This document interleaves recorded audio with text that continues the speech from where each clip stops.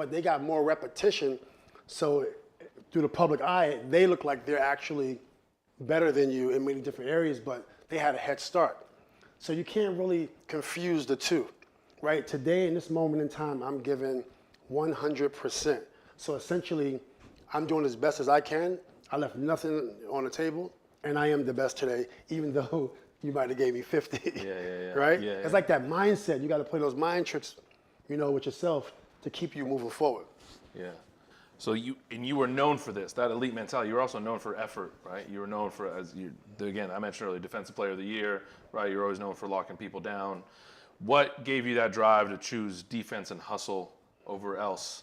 Because as coaches, right, and leading our athletes, that tends to be some of the hardest things to teach, right? That grit and that defense and that toughness, right? So how'd you get to that mentality as well? Well, one thing I learned early was that defense can win. So when I was a child, I didn't have many offensive skills. So I would win the game on defense by making the game ugly. I've been doing that since I was a child. If you look at one of our playoff games against the Pistons, one of the scores was 71-67. Yeah. Even in our Game 7, Houston Rockets versus the Lakers, they beat us by 27, but they only had 89. You see what I'm saying? So most of the games I play in, the scores are low, right? But I realized that you can win on defense, and you can win with hustle.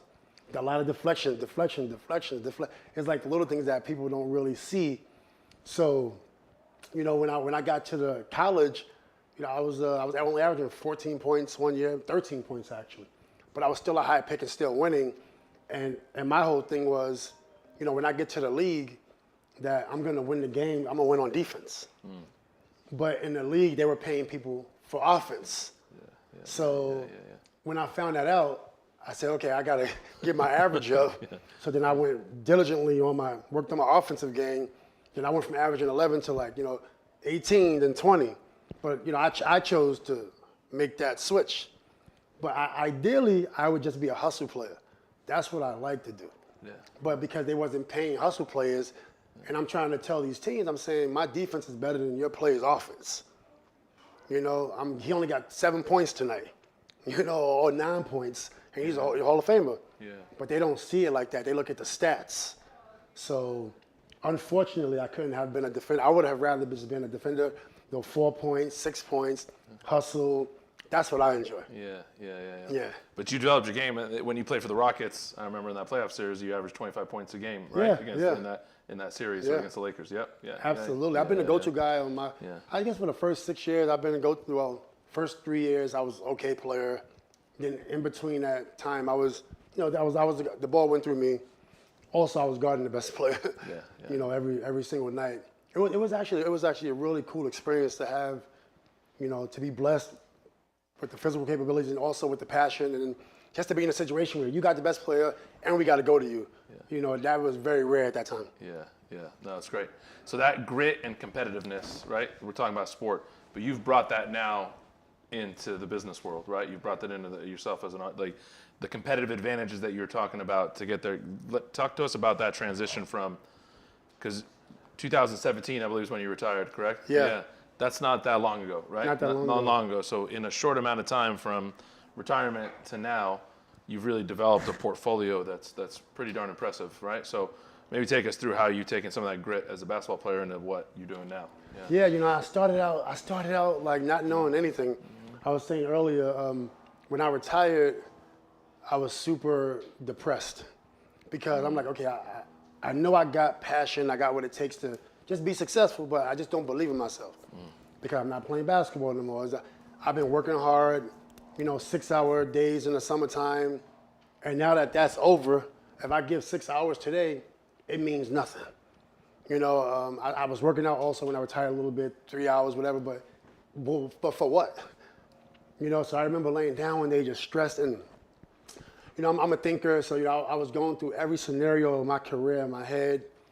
The good times, the bad times, the future, just like literally just like in a deep, just staring at the bed. And I'm just like, man, what am I gonna do? So at some point I said, okay, I'm gonna go back to school because I realized that I really love, when I was 13 years old, I really grew a love for math.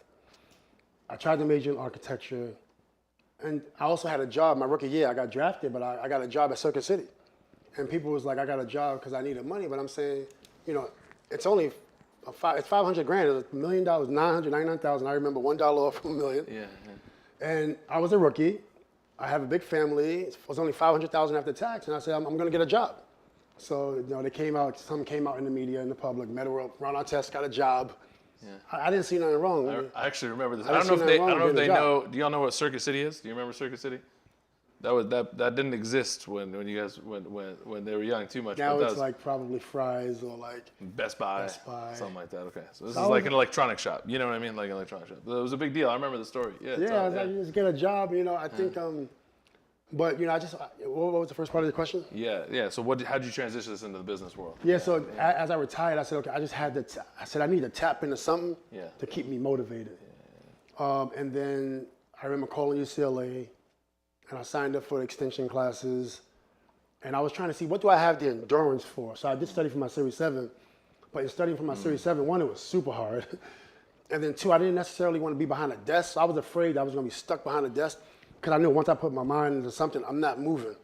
You know, I'm going to stick there and I'm going to and I didn't want to be stuck for 20 years because I would have did it. And then I was going to go back to school for architecture because I didn't get my degree, but I was just like, I don't know if I want to be in school for 5 years. So I said, okay, being creative, what opportunities do I have? Well, sports, the technologies that come with sports, from publications to fast channels to OTT platforms to e-commerce, engines and different things. I was just interested in all this different stuff. And then to marketing and events. And so I said, you know, I'm gonna try digital marketing because I think everything that I want to do it's inside these courses and curriculums that I want. So as I went back to UCLA, I first was online. I couldn't learn online.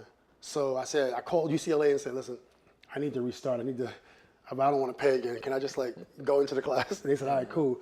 You can go into the class. Okay. So I started over into the class and I learned better like that with students, you know, and then after I got all the information I needed, then I applied for Concordia Irvine and I did business analytics. Because one thing I had an issue with was starting companies and selling them. So how do you start a company and how do you sell it? You know, start it, revenue generating, and then exit. And there's like all these fundamentals and disciplines you need. So as I went to Concordia Irvine on Saturday mornings, then I had enough information I needed. I said, all right, cool. I'm gonna start applying it right now. And then I started to get companies, and it was kind of scattered all over the place when I first started. Getting equity in a company that didn't really make sense with my thesis, keeping in mind I didn't have a thesis at the time. I just developed my thesis like 4 or 5 years ago, maybe even 3.5 years ago. You know, so even though I'm getting sweat equity, I'm not paying for the equity, your time is more valuable than money, right? So if I'm being spread in many different directions, I'm just wasting my time, right? So as I found out, okay, what is my thesis? And I didn't want to spend 10 years or not even 10 years. I didn't want to spend 2 years on figuring out a thesis because I don't have the educational background. So then I looked at the MBA. I said, what is their thesis? Oh, healthcare companies. Oh, State Farm, Geico, Gatorade, UCLA Health. I said, oh, I'm just going to pick that thesis. So then I came up with a thesis where sports affect the outcome of success. So then that started to give me direction. And I didn't have to hire someone to help me create a thesis because all this is expensive. And then when I created the thesis, then I started to look at the companies I had. Say, okay, this company doesn't fit. This company doesn't fit. Even though I got equity in these companies, so how do I create a business model? So then I created an accelerator, and I threw all the companies that didn't really fit, I just put them into the accelerator. Companies that did fit, I started to give my services. It started out with just me giving services. And then I started, instead of investing in companies, I started to develop my services. And then more people started to come on board. And then I had to, so then a lot of different things like that has happened, which, led me to having a thesis, creating an infrastructure. And it took a long time, but, we're like above, we're out of our infancy right now, but we're still fairly early, considering the type of company we want to be. Yeah. And the name of that company, Artest Management Group. Artest Management Group. And so when you say thesis too, what you really mean, and this is like at the core of team sports, right? Is like, what's my ethos, right? What's my why, right? Yes. So yours was sports affect the outcomes of success. Yeah, right? where sports could affect the outcome of success. Yeah. How'd you get to that? Because I think for a lot of us as athletes, we need to do this on the team level, right? Like within your teams, you guys are like, what's the team ethos? What's our team culture? What's the values of the team of what we're trying to get to? But now you're thinking of individually, right? Because now we're talking about transitioning away from sport, out of college. How did you get to that being your like ethos, that being your why? And how can others find that same, their own? Yeah, I think so we're sports because I love basketball more than anything except my children and my family, but basketball is like literally number one thing in my life. Still to this day, I'm super obsessed with basketball. And so it was no way to get out of basketball. Like mentally, I think about basketball so much. So then I said, okay, what other areas what other areas that I'm interested in where sports can affect the outcome of success, where I'm not going to get tired mentally. I needed to have something that's going to keep me going. And when you look at like healthcare, okay, well, where does healthcare fall into play? Oh, wellness. Oh, I love social impact. Oh, I love helping people. All right, cool. I can add that. Is there a for-profit business model on social impact, giving back wellness and mental health? Well, some would say no, but then some companies would say yes. You can see every day this healthcare product, that healthcare product, wellness brand is all over now, right? So now, as I was years ago, it wasn't as cool as it is now, but now you see so many people getting into for-profit wellness, for-profit mental health projects, and different things like that. So I said, okay, I'm gonna stick with the social impact for-profit strategy, where sports affect the outcome of success, and started to be around more like-minded people. Yeah. And then that now you can start to see the lane opening up. No, that makes a lot of sense. I want to pivot just real quick back to like when you talk about that mental health, right? And let's go back to when you were an athlete, right? When you're playing in the NBA, and then now. One of the most common things that we experience as athletes when we're playing is just performance anxiety, right? They're just feeling anxiety before competition, before the opportunity to compete at the highest level, competing for, conference championships, things like that.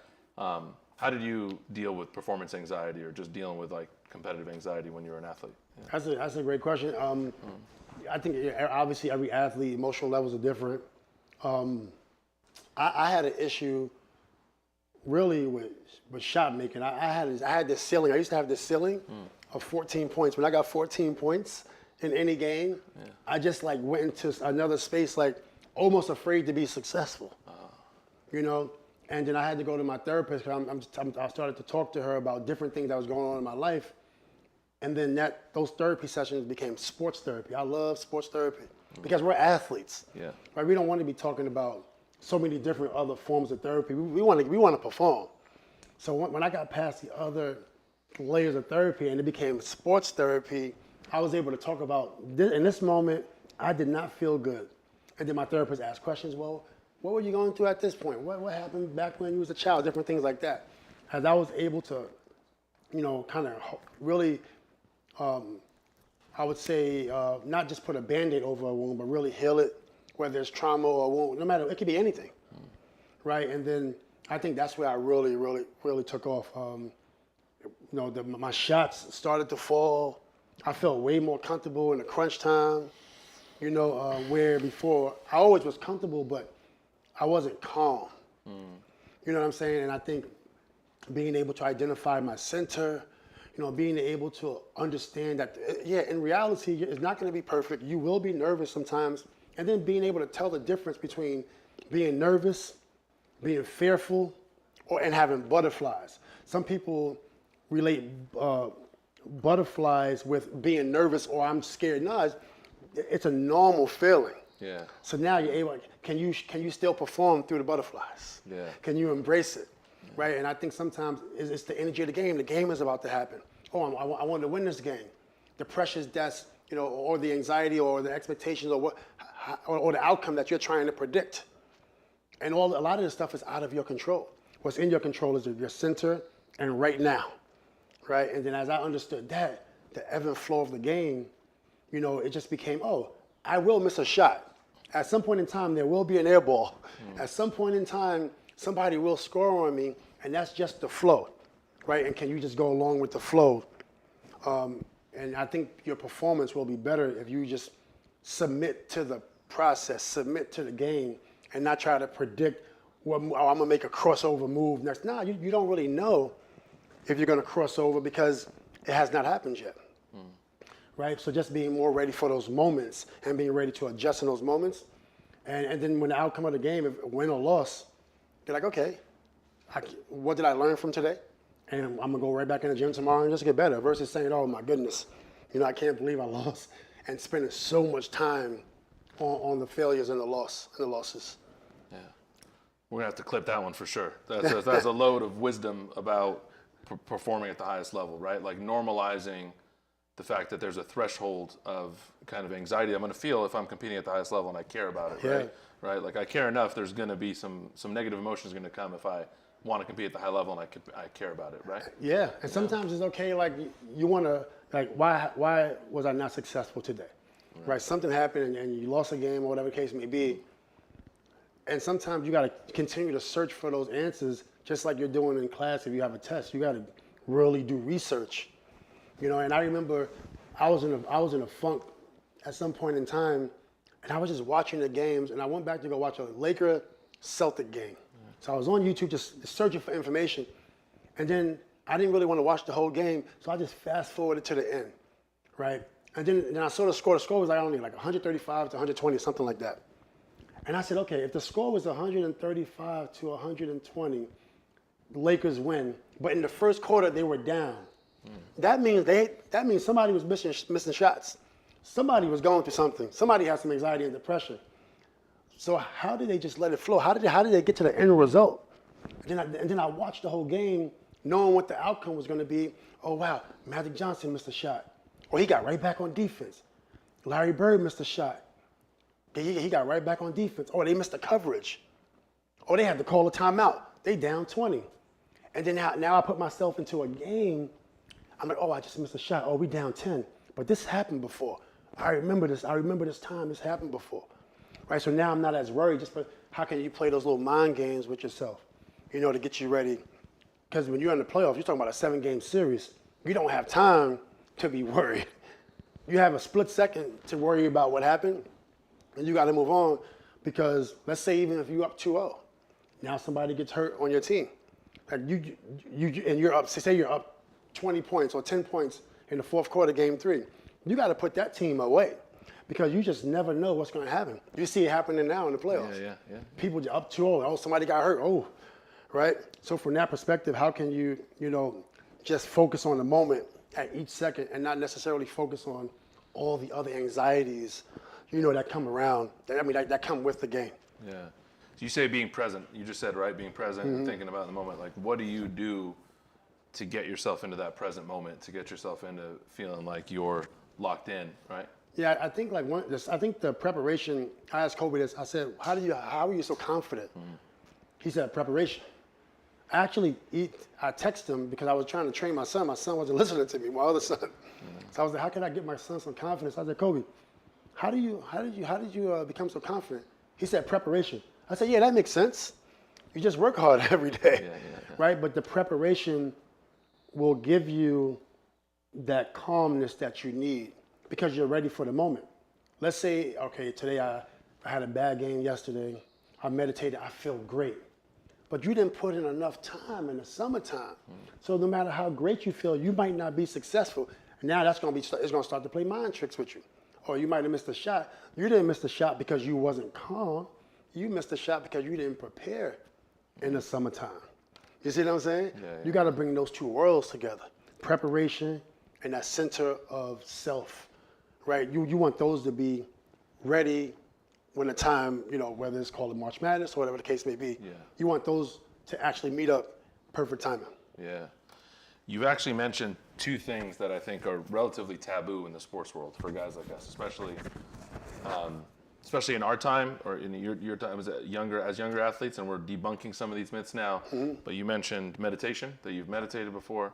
You've mentioned therapy, right? That you openly talk about that. Those two things still have stigmas around them, particularly in the athletics world. Can you speak to how maybe those two things helped you elevate your game? Yeah, absolutely. Yeah, I love sports therapy because as athletes, we want to perform, right? So, but sometimes your human makeup, it could be anything that could kind of influence you how to think, how you're thinking in that moment, how you're feeling in that moment. So just getting over those hurdles. For me, I remember when I was playing towards the end of my career, I didn't win a title until 2010. But I knew I'm going to be in a situation again. When I get into the situation, I need to remove depression, I need to remove anxiety. And I'll do anything to do it. The same way I'm going to put up 500 shots, or 1,000 shots and be in the gym for 6 hours and swimming and yoga and Pilates and all this stuff. What about mentally? Because I know I'm not ready. I'm going to be honest with myself, and I'm not ready mentally. Well, what can I do? I meditate, I want therapy. And then once I got past a certain amount of therapy sessions, I actually continued to go to my therapist. And I said, listen, I understand you're a certain type of therapist, but I need sports therapy.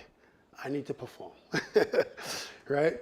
And then I learned about different things. I started to learn about my chakras.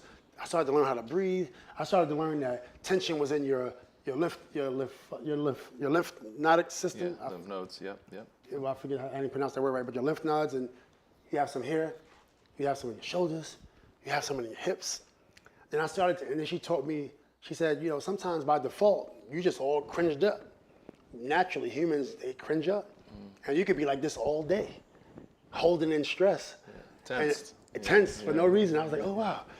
And your forehead. She said, cringe up and relax. So I would cringe up and then relax. And then, just like a straight face, no stress here, no stress here, no stress here, and no stress on my hips. And then when I started to apply that to the game, you'll see even when I hit the big 3-point shot, you'll see in that moment, it wasn't no celebration. It was just all right, what's the next play? Even though I looked calm, I was ready to sprint. I was ready to dive on the floor. It just don't look like that, right? And then I learned about just different things. Everybody has different techniques, but I learned about my chakras, and then one thing I realized, and it can be different for anyone. In the chakra system, you have about 7, one here, and you got 7 going down your body. But up here, because I've been through so much, I'm traumatized, right? It's too much to think about. So I started to tap into my other chakra, which had no trauma, which was the one in my gut.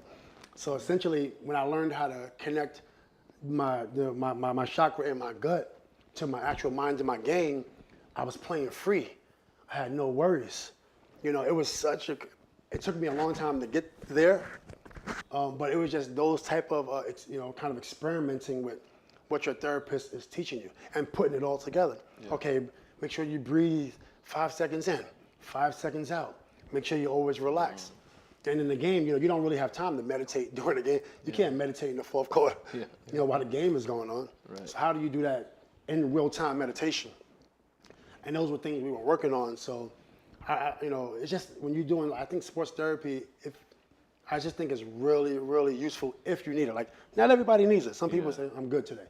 But if you think you need, that extra motivation or kind of that extra edge, almost like a cheat code, then take advantage of it. Yeah. And use it. Yeah, for sure. And you talked about that being mindful in that moment, the big 3-pointer you hit, right? Help us win a championship, against the Celtics, right? You're mindful, you're present at that time, right? But you said it, you're not meditating in that fourth quarter. So would you say that meditation was part of the preparation, off seasons, when are you doing most of that mindfulness work so that you can be mindful in that moment? Yeah. Well, for me, it started, 2007 was when I really started to take it serious. Yeah. And then in 2008, 2009, I applied it to my game.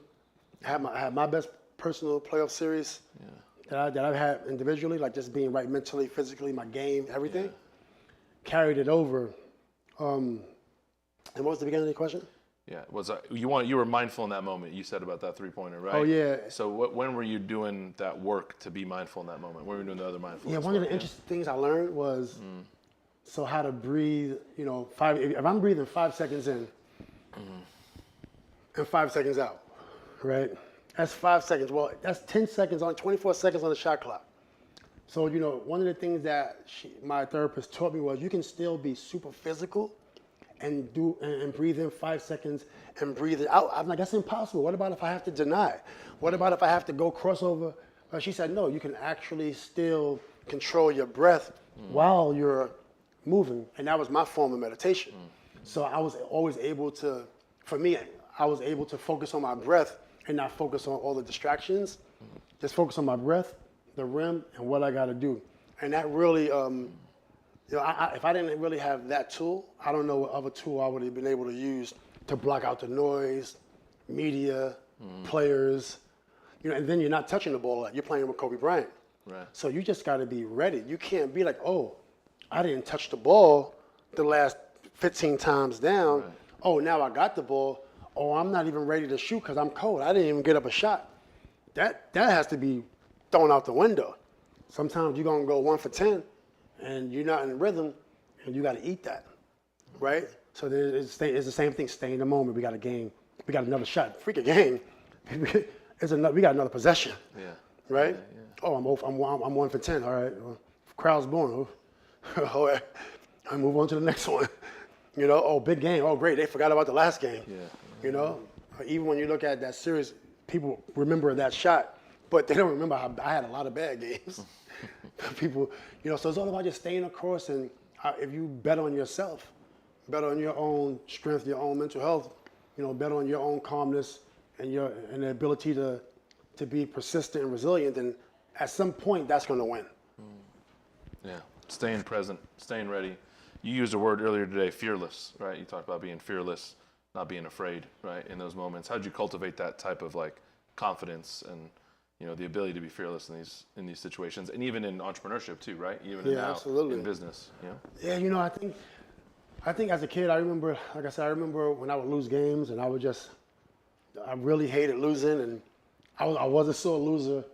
But the only thing I can do was hustle. I had nothing. When I had no skills, all I can do was hustle, box out, rebound, and try to muscle my way in, into a shot. And I think that kind of, since that was my makeup, it transferred over to the game. Just not wanting to lose, and then, okay, I'm getting to the NBA. Oh, we only won 13 games for rookie year. Oh, 15 games the next year. Well, that was horrendous. And I'm a big time sore loser. So at that point in time, I couldn't even deal with losing. I didn't handle it the right way. Well, what am I going to do? How am I going to change this? All right, get in the gym every single day, right? Stay in the gym. Oh, average goes from 12 to 15, goes to 18. Oh, goes to 24. Oh, wow. And I'm just going to keep this going. That was the peak of my career.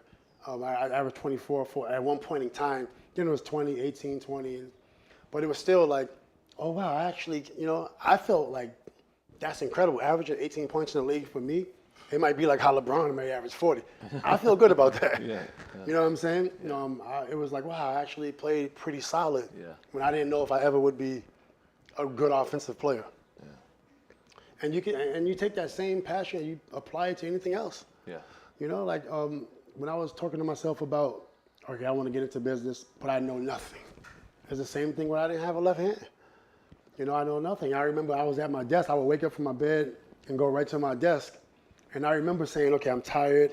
I got all these new contracts, these partnerships, and I'm tired. I can't read this 150-page contract. I can't read whatever.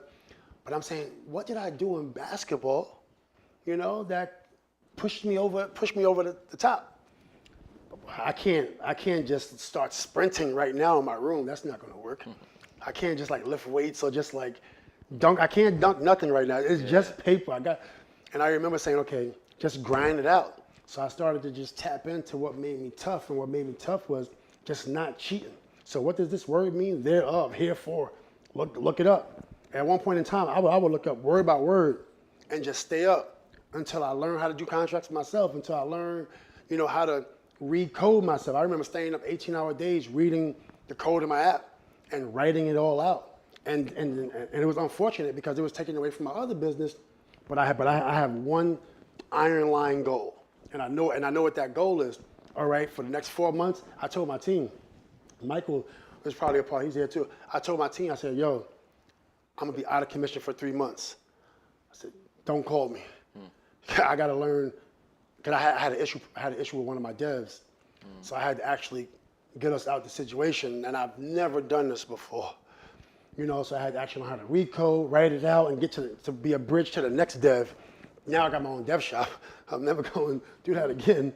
But But it's just like that grit. And I'm like, yeah, I was tired. Yeah, it was stressful. Yeah, I had to go to the hospital and, I was overweight, cholesterol, all that stuff. But it was worth it. I like the hard work. I like diving on the floor. I like hustle. That's where I add value. And just tapping into what makes me great as a defender. I can't say I was the greatest offensive player ever. That's not, but I can say on the defensive side, how was I, good in the era where there was so many incredible players? So I say, okay, I'm going to focus on that piece. And what was the things that I've done to get there? Okay, let's apply that. Let's apply that in the books. Relentless reading, relentless meeting new people. Why did I come to the Entrepreneur Center? Oh, I met Ryan, I met Stefani. I don't know what I'm getting into, but I know that I'm on this journey and I need to be around like-minded people. Right? And then just naturally, like, oh wow, I meet this person. I meet that person. I'm friends with a different type of people, not just people who want to go to the club, not just people who just want to do that. People who want to talk about logistics, people who want to talk about sales. And that's hard work. Right? It took me 7 years to meet like-minded people. Yeah. You know what I mean? So I just figured like, it's you. I feel like whatever's in you, that's why you're good at basketball or volleyball or whatever. It's not because you love volleyball. It's because you chose it. Your passion is what makes you great. And you could take that and put it somewhere else and be great. That's how I personally feel. If you want to literally be an architect or if you want to build your own space like that, why can't you? Right? So and I really be thinking how I literally think about it. Yeah, I mean that's powerful. Well, it puts a lot of self-agency into what you're doing, right? Mm-hmm. It's about you. There's not a lot of talk about environment, and you've been in tough environments and you understand what those are, but you're also preaching what it means to do it yourself. Right? Yeah, to be about you. Absolutely. Yeah. Man, this has been really powerful. I also want to give opportunity for questions, or if anybody here, if I haven't hit up any of the questions you guys asked, if you guys have any, it's a good opportunity to keep the conversation going before we wrap and head outside. Mm-hmm. Yeah. Feel free to use the mic so people watching online. Yeah. So correct me. It's on. It's good. Yeah, it works. Yeah. So correct me if I'm wrong, but I think you had a meniscus removal, correct? Yeah. So how did that affect your confidence on and off the court? That was my only major kind of lower limb surgery with my knee. I had a lot of finger surgeries, but the time I got I always come back quick from my surgeries, quicker than I should. But we're from an era where you don't really protect yourself; you just go play. So when I had my meniscus surgery, I was supposed to be out 6 weeks, but I only was out 5 days. Because from meniscus surgery, the doctor always tells you, walk right now. If you ever had a meniscus surgery, they say stand up and walk. When they told me that, and then the playoffs was about to approach, and I was playing with Steve Nash, Dwight Howard, Kobe was already hurt, and Powell, and I was like, man, it's the last time I'm ever going to get a chance to play with these guys because I don't know what they're going to do the next year. So I did some research online, and I said, what's the quickest somebody ever came back from a meniscus surgery? And they said, you can walk and run within 5 days. And when the doctor said, walk, I'm like, oh, wow. So I came back and I told my team, I said, hey, I'm playing. They said, no, you're not. You got 6 weeks. I said, nah, look at this article right here. I don't got 6 weeks. So that ended my career because I did come back. I played in the playoffs against the Spurs. We got swept. I had liquid. I was taking out 30 cc's every day of liquid in my knee just to be able to move it. But, it's about, am I tough enough to go up against the best and not look good, but still feel confident doing it? I had to sit out the fourth game because my coach said, you ain't got it. Probably wasn't a good idea. Yeah. But I was very confident because I only know one way, work hard and win, and that's it. So I don't have much to think about because all I want to do is win anyway. You see? I'm never second guessing. I don't want nothing else. So I don't have these mind games that I play with myself. Yeah. We have Sam. Yeah. My question is more around like having a really good game. So how hard was it after a really good game to like come back and do it again? Because a lot of the times, for example, for me, when I have a really, really good game and I was like, oh shit, I did that, I was like, okay, how can I do it again? Because I like try to find ways to do it again. For example, wear the exact same socks again. Obviously, wash them. But like I eat the same food at the same time, did the exact same thing to replicate it, but not with the same outcome, pretty much. Yeah, I So think, yeah. that's how something to maybe like figure out how to like have back-to-back or good games always, or to like a way to deal with that. That's a great question because I think when I was an early athlete, college and in pros, I had that same problem. Yeah, I play good. Oh, we on ESPN, and I'm thinking because I'm on ESPN, my stats that it's going to happen the next game, and then now you have a down game, right? Now you start playing tricks with yourself. That's why it's better to stay in the present moment and almost be numbed to the positive feedback and negative feedback. Almost be numb to your ups and downs, and I think if you stay in the center, the reality is, in that center, there will be ups and downs. There will be thoughts of negativity and positive, but you don't want to be so far positive where it's like, I'm the best, nobody can beat me, I will never lose, and yeah, that's cool, but realistically, like you said, I'm going to have a bad game, I'm going to have a good game. If I have a bad game, now you're playing with your emotional levels vertically and horizontally. You want to just be as close to that center as possible, where you're in reality. Yeah, sometimes I will feel like I'm not playing well in this moment, but I knew that was happening anyway. Oh, sometimes I'm going to play amazing, but I knew that was happening anyway, right? How can you minimize the emotional levels? Stock market's going up and down. How can you just stay centered, right? Just stay in the present moment. And I think when you look at the outcome at the end of the season, and that's present moment in practice off season. That's present moment in practice during practice. That's not doing things dumb like I'm injured, and if I keep going, I'm gonna be out for a month. That's not too smart, right? Right? It's smarter to heal. So how can you find that balance, right, and just stay in the moment and not get too caught up when I'm playing super well? I play well today. Super exciting. We won. I'm gonna do exactly what I gotta do tomorrow. Get back in the gym. And I'm not going to try to predict that, I'm going to kick the ball this way and he's going to for sure go that way. Then I'm going to go, it just doesn't work like that, right? It's like, I'm going to go this way. And if they cut me off, I'm going to adjust. I'm going to pivot, right? And I'm ready because I worked on all my pivots, right? In the summertime, I can outside reverse. I can inside reverse. Soccer's the same as feet movement, right? It's pretty much the same, in football too.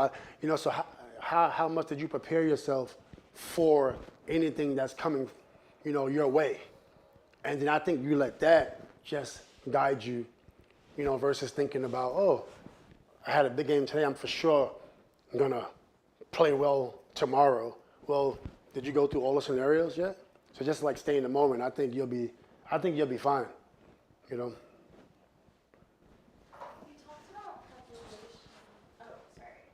Well, thank you so much, Ron, actually, for coming here and speaking to us. Absolutely. You Thanks for talked a having me. bit about how preparation equals confidence. I'm wondering, what are some ways that you psychologically prepare yourself before high-pressure situations? I think you prepare like along the way. So let's just say today you decide today I am going to work hard because, I was nervous yesterday and I took some bad shots. I lost, so I couldn't hit the ball, whatever. And today I'm going to make that decision. Well, today was the first time you made the decision that I am not going to lose anymore and I'm going to be confident, I'm going to work hard. Well, then a year from now, if you stuck to that regimen and that schedule, I think that's what builds the confidence.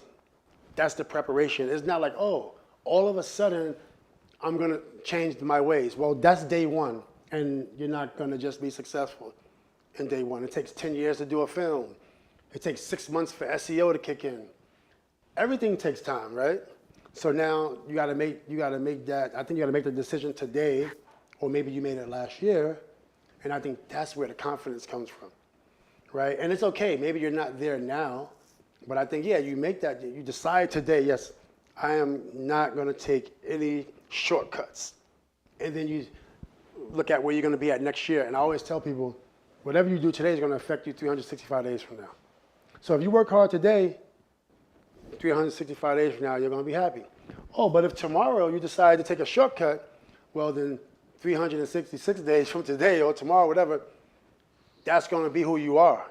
So if you're picking 50% of the time, I'm going to work hard, and 50% of the time I'm not, well then next year you're going to be mediocre because that's what you prepared for. You prepared to be mediocre, right? And then so then if you have a bad game, you shouldn't even be upset because you prepared for that anyway. You should just go get a McFlurry, right? Because I prepared to be mediocre. Be happy. Don't be depressed because you prepared to be mediocre, right? You know, but if you, I think, yeah, like Kobe said, you know, preparation builds confidence. Thank you so much. Absolutely. You guys got anything? You mentioned like when you're like facing a daunting task, like you're trying to read contracts and stuff. Do you have like something that you can say to yourself, or like some way to get you in that zone to be motivated to do something that you really don't want to do, or something that you know is going to be hard and it's going to take years and years to figure out? Do you have a way that you can just lock in on that? Yeah. I think, you know, when I was first started to read contracts, PPMs, I knew nothing. Right, and even after, and one of the reasons I was reading it because it's really expensive for Thai attorneys all the time. So it was taking me, I don't know, a week to even read it, and I think I was taking notes. So I would read. I didn't understand what a word meant. Go into the dictionary, and I put it in a separate document. Okay, boom, that's what these meant. And then they started to repeat itself. So now I'm able to start. Okay, this is kind of repetitive. You know, and I think, you know, when I'm practicing in the summertime in my prime, every 2 weeks I want to get better. So I got a timeline. I'm gonna work hard. I'm gonna implement it into an open run, and I need to feel like I got better. So instead of getting better, you know, every month or just over a summer, like every 2 weeks, if I work hard and don't cheat, you know, everything I write on that paper I do, right? And I think, you know. That's the same way you think about your journey in entrepreneurship or being an employee. The same thing, you gotta work hard to be an employee also. You know, it's like, okay, my left hand's, I don't have a left hand. Well, I gotta work on that first before I start working on something else. Oh, now I got a left hand. Oh, now I need to be able to finger roll. I don't really have a package of layups. Okay, let's get this one first. All right, that's gonna take 2 weeks. All right, now let's get that one. That's gonna take another 2 weeks. And I think you got to give yourself time. Okay, I'm really bad at reading contracts, and I can't get contracts done because I need an attorney. Oh, what the attorneys cost. So then, if I give myself 6 months to a year to learn how to read contracts, yeah, maybe I'm missing some deals, but by next year I'll be happy. Right? I'm able to get things. I move a little slower to move a little faster. You know what I'm saying? Take a step back to take some steps forward. So I took, you know, like I said, it took me 10 years to make it to the NBA. So how is this going to be any different? Do I expect to be in 1 year? Nope, I do not expect to be here in 1 year. It's going to take 10 years. Are you ready to go through it or not? You know, and really after 10 years, that's rookie year. Then it takes another 4 years to go to All-Star game. Then it takes a whole another 13 years to end your career. That's 27 years. Are you ready for it or are you not? You know, and that's how I think about it, and that keeps me happy because I know what I want. I know what I'm trying to do, you know, and I know I got to work hard every day, and if that don't work, I don't know what to tell you. It just didn't work, you know. Go back to Sam. So my second question is, obviously you were mostly known for your defense and like being a dog, but scoring 20 points, especially back then, which is like equivalent to like almost 30 now, is 27. He did the math. He did the math. He did the math. 47. Okay, is pretty hard. So how did you stick to your main thing?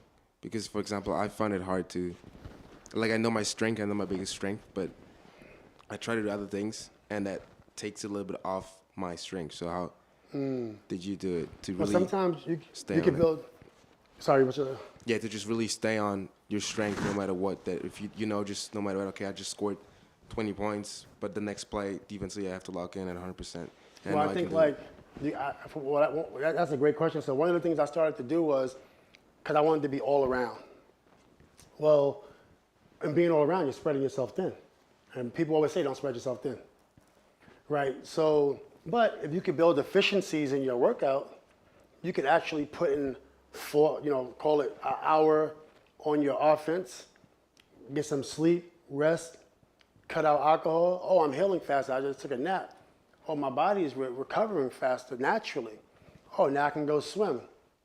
Oh, now I can take another 2-hour nap, lock in.